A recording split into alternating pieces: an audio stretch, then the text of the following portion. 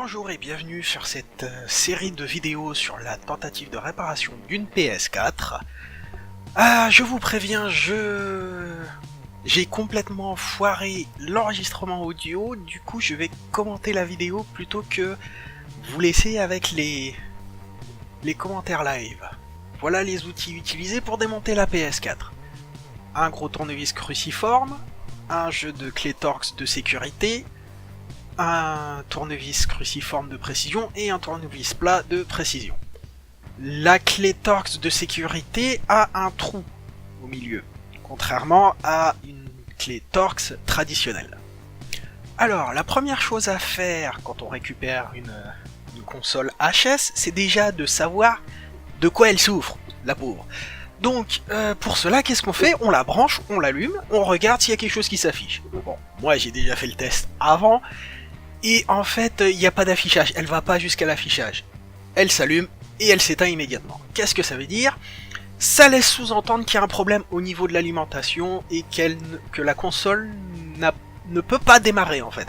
Il y a un problème électrique qui empêche la console de démarrer. Voilà. Du coup, va falloir démonter déjà le bloc d'alimentation pour savoir si lui n'a pas un problème. Voilà.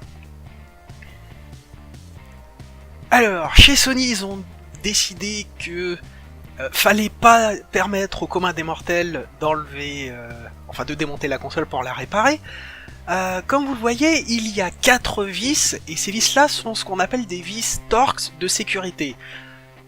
En fait, une vis Torx de sécurité, là je vous montre le positionnement, ces vis-là en fait sont cachées par des étiquettes. Il y en a 4, il y en a 2 noirs et 2 avec des écritures qui disent que si jamais vous les enlevez, hop, c'est fini, il n'y a plus de garantie. Ces vis-là, qu'est-ce qu'elles ont de particulier? Elles ont un petit ergot au milieu qui empêche d'utiliser les Torx habituels. Et du coup, il faut des clés particulières. La taille de la clé nécessaire, c'est T9. En tout cas, sur le jeu de clés que j'ai. Je viens de chez Bricorama. Donc là, nous allons déjà dévisser les 4 premières vis à l'arrière. Voilà, maintenant que c'est fait, on va essayer de retirer ce qui peut être retiré sans dévisser quoi que ce soit d'autre. Donc, le cache qui sert à cacher le disque dur. Un petit peu chiant à enlever, mais relativement facile. Vous voyez qu'il y a encore des vis là-dessous. Et le disque dur, je ne vais pas l'enlever tout de suite. Je n'ai pas besoin d'enlever le disque dur pour accéder au bloc d'alimentation en principe. Et le dessous est clipsé, et c'est pas très difficile de l'enlever, comme vous le voyez. C'est la suite qui est plus compliquée. Voilà, donc là, j'enlève les vis pour enlever le capot supérieur. Toujours des clés Torx de sécurité avec le T9.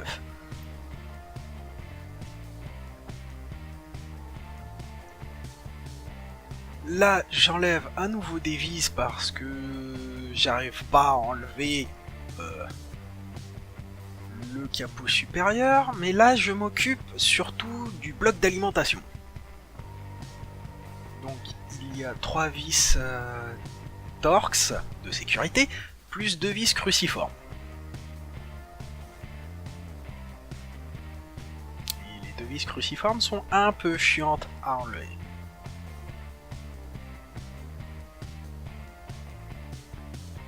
Celle-ci, que j'arrive à relever sans trop de difficulté, hein.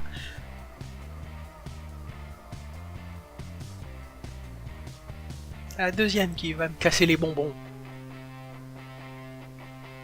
Parce que ces trucs-là, c'est une sorte d'aluminium qui se plie comme un rien, hein, pour emmerder le gars qui veut réparer sa console.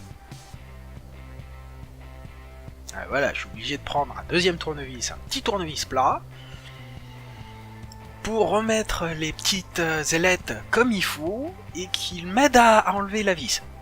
Non mais, sérieux quoi. Sony. Et là, c'est la galère pour enlever le bloc d'alimentation, parce que il vient pas. J'ai enlevé toutes les vis, il vient pas. Du coup, ce que je vais faire, c'est que je vais chercher et voir s'il n'y a pas d'autres vis caché. Du coup, je retourne sur le dessus, j'enlève toutes les vis que je vois, parce que on sait jamais. Je vais même enlever le disque dur. Alors le disque dur s'enlève, vous allez voir, c'est une partie de rigolade. Hein. On enlève la vis, on tire dessus, foot, il est parti.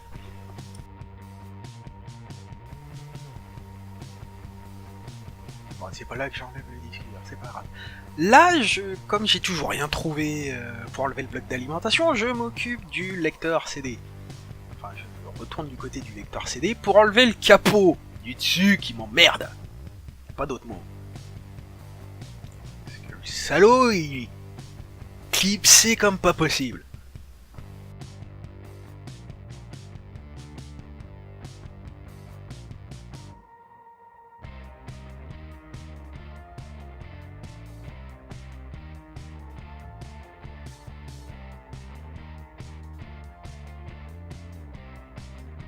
Bon, bah peut-être que j'ai raté d'autres vis sur le dessus. Allez, on enlève d'autres blindis.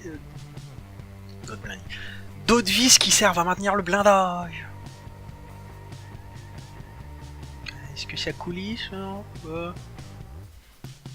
Pour rappel, c'est la première PS4 que je démonte. Hein. Donc je cherche à comprendre comment ça marche. Donc là, ça commence à venir, mais ça vient pas tout seul. Hein. Voilà. Alors cette console là, elle est très rigolote parce que en général, quand on commence à utiliser la force, ça vient tout seul. Bon, faut d'abord utiliser sa tête avant d'utiliser la force, hein, quand même. Ah voilà. Bon, là c'est hors cadre, mais j'utilise le petit tournevis pour forcer un peu. Vous allez voir, ça va être magique, ça va s'enlever. Voilà. D'abord utiliser sa tête avant d'utiliser la force.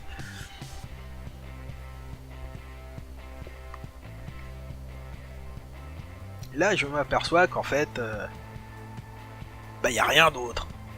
Par des vis qui maintiennent le blindage.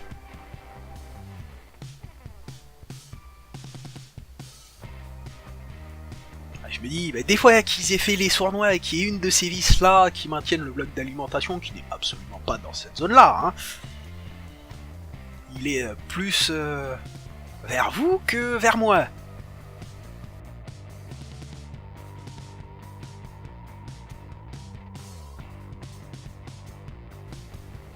Alors pourquoi je m'embête à enlever tout ça pour le bloc d'alimentation parce que si jamais c'est pas un problème avec le bloc d'alimentation, va falloir que j'aille vérifier la carte mère. Donc autant prendre de l'avance maintenant.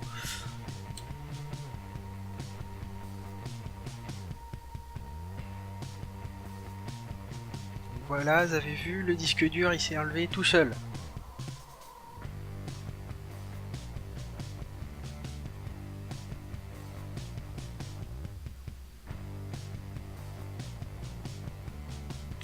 Comme vous le voyez, c'est toujours des torques de sécurité.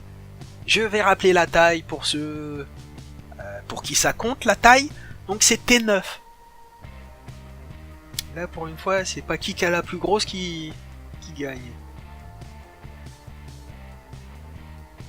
Donc là, on va s'attaquer au lecteur Blu-ray, il me semble. Ouais, je sais pas, moi j'y connais rien en console.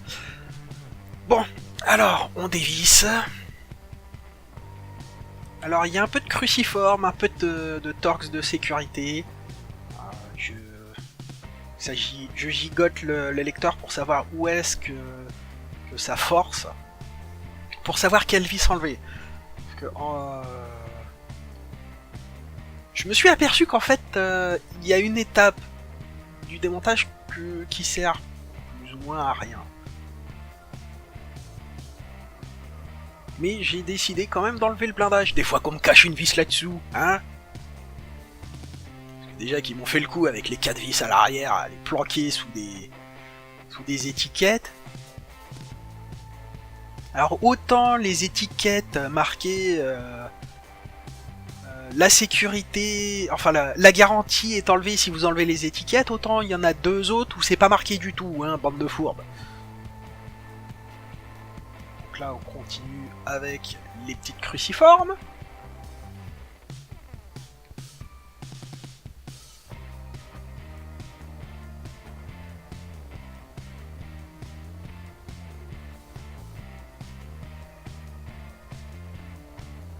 viendra pas, bon.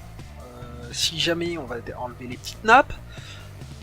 Des fois que ça vienne d'un coup et que j'arrache tout, hein, on va d'abord arracher soigneusement les petites nappes. Donc la grosse du milieu qui part vers la gauche, il y a un petit clapet à relever pour l'enlever. Les deux plus fines, il y a juste à tirer. Soigneusement, hein, j'ai déjà dit, on utilise sa tête avant d'être un bourrin. Non mais... Par contre pour la fin, va falloir être un bourrin. Parce que ça vient pas tout seul. Ou alors j'ai pas la technique, ça marche aussi, hein.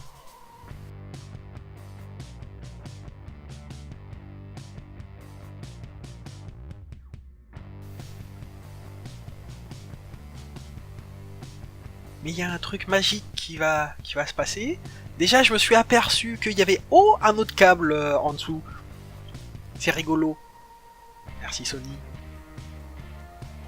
Comme si déjà une nappe à la con tellement serrée que c'est compliqué à enlever. Et là, ils me mettent un autre câble à enlever qui est serré comme pas possible non plus. Oh.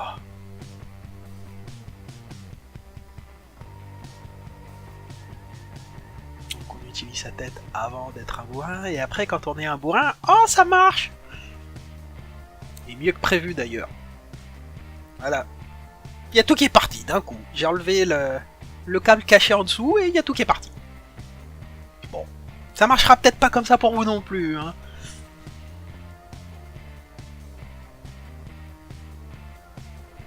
Il reste une petite vis ici. Va être légèrement récalcitrante.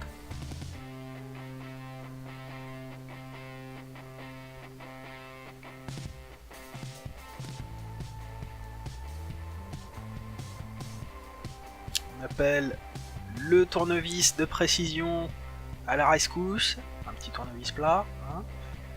Et hop, ça vient tout seul. Bon, pas de vis cachée là-dessous. Comment je démonte le bloc ? En bourrinant. Bon, là ça paraît pas, mais je mets quand même pas mal de force, hein. Bon, faut pas trop bourriner, parce que comme je m'en doutais, il y avait quelque chose caché en dessous, et c'est des câbles.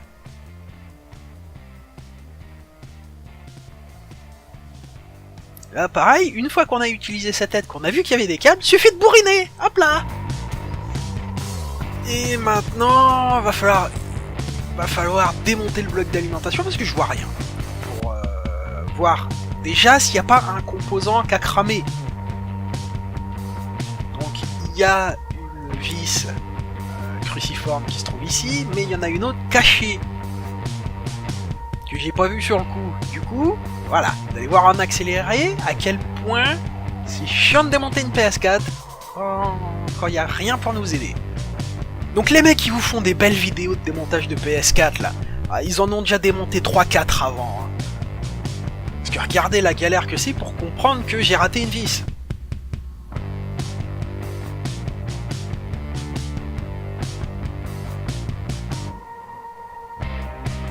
Bon après il y avait un gros indice aussi pour trouver où était la vis. Mais bon. Il y avait un gros trou. Mais c'était un trou dans le trou, donc je l'ai pas vu tout de suite. Il m'a fallu 15 bonnes minutes. Là, c'est en accéléré en x10 hein, quand même. Je voudrais pas dire. Ah, je sens que c'est à cet endroit-là qu'il y a un problème, mais je ne vois rien. Quel est le problème? En fait, c'est une vis.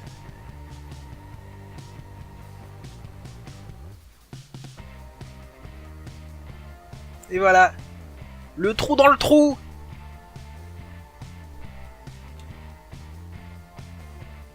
Bon, la vis c'est un peu difficile à enlever parce que comme j'ai légèrement forcé, ça a forcé un peu sur la vis, ça a légèrement foiré le filetage. Bon.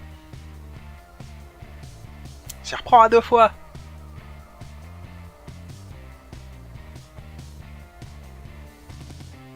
Et là, pouf, fail.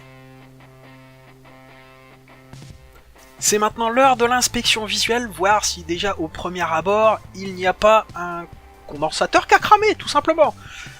Je prends mes précautions pour manipuler parce qu'il y a des gros condensateurs qui peuvent retenir une grosse quantité d'énergie et m'électrocuter. Oui, oui, il y a danger de mort là, les gars. Donc, bah, à première vue, il y a rien qu'à cramer comme ça. Moi, je vois rien en tout cas. On va regarder de l'autre côté, vu qu'on a vu qu'il y avait des composants quand ça s'est cassé la gueule. Avec mon magnifique fail. Je garde quand même mes précautions pour éviter au maximum de toucher des pistes. À première vue, comme ça, il n'y a rien qu'à cramer. Et comme ce sont des composants à montage en surface, CMS, va falloir inspecter ça au microscope. Et pour la prochaine vidéo, donc, nous allons regarder au microscope la face cachée du bloc d'alimentation, prendre un multimètre, regarder les tensions de sortie. Les tensions de sortie sont en 5 volts et en 12 volts. Bon allez, à la prochaine.